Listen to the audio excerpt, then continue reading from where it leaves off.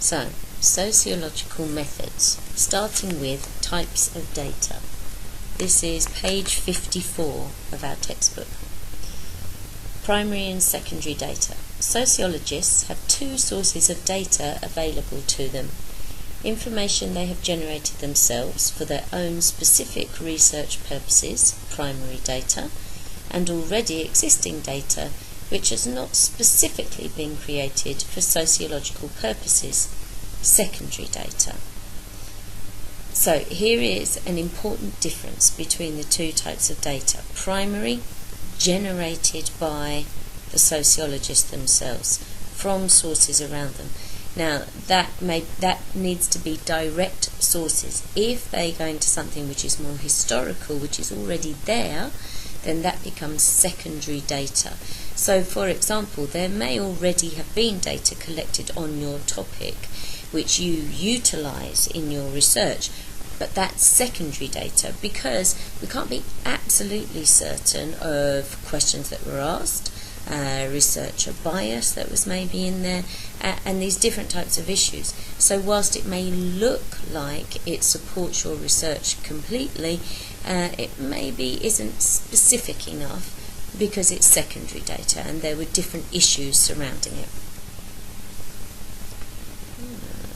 Primary data can result from, for example, the employment of questionnaires, structured, semi-structured and unstructured interviews, and observation techniques.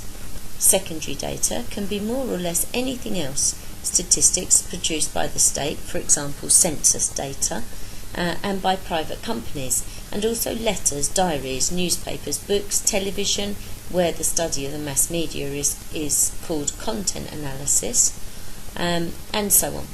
Secondary data has the great advantage of being cheaply, quickly and easily obtained, but have the serious disadvantage of not having been produced by sociologists.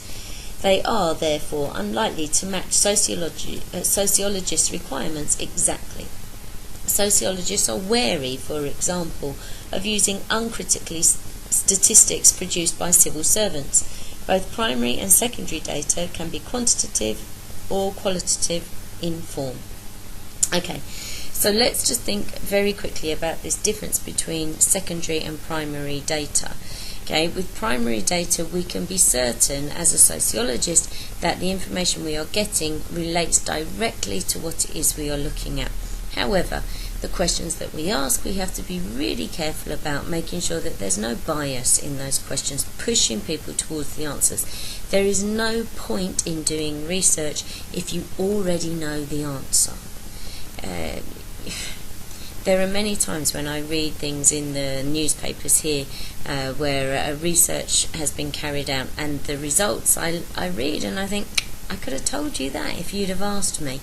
Alright, so we need to be really careful with this. If you're doing a piece of research, then you have to have an open mind. Now, your secondary data may already be guiding you towards a certain conclusion. If your primary data then leads you in a different way, how do we look at that? Okay, now think to perspectives, and we've thought about the different ideas of whether sociology is scientific or not. Okay, remember this idea of, do we go with inspiration or do we go with observation to get us to our final conclusion? Alright, now that's up to you to decide which way you think is the best way.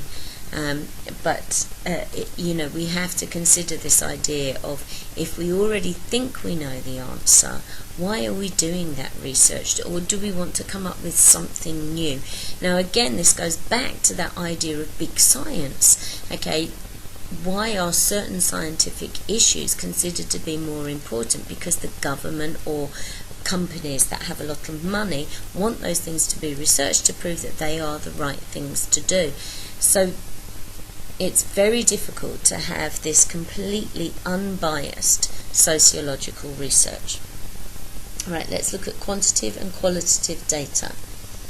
Any data or information used for sociological purposes, whether derived from primary or secondary sources, can also be described as quantitative or qualitative in form. Quantitative data is usually presented in numeric form and derives from large-scale survey methods. Data from various social mobility studies showing how many people have or have not changed their class in their lifetime, but not what it is like to experience this change, are a good example of quantitative data. One object of using quantitative data is to achieve precision. Okay, remember we are looking at quantities in quantitative data. Alright, now it's interesting here that it talks about it helps us to achieve precision. Now that depends on your definition of what precision is. If precision means I can give you a percentage of people that think this, then yes, quantitative data does that.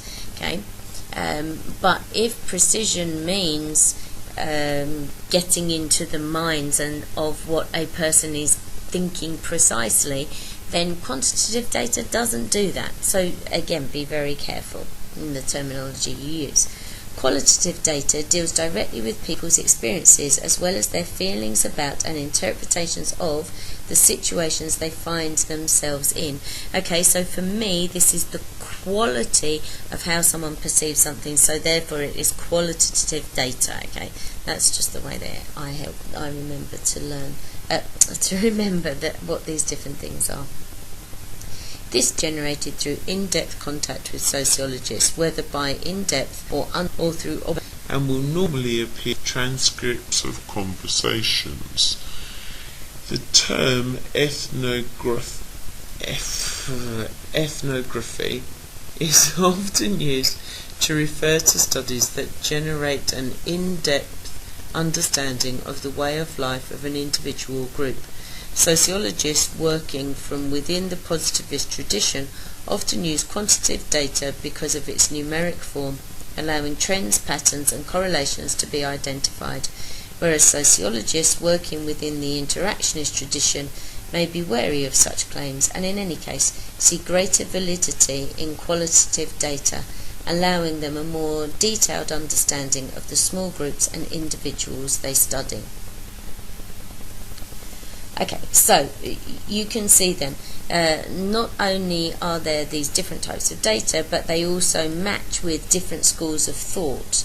Okay, so our positivists are looking for quantitative data. Okay, positivists want empirical data that they can use. So you can see why percentages will work best with them. Alright, our interactionists want to know the feelings and the reasons behind things.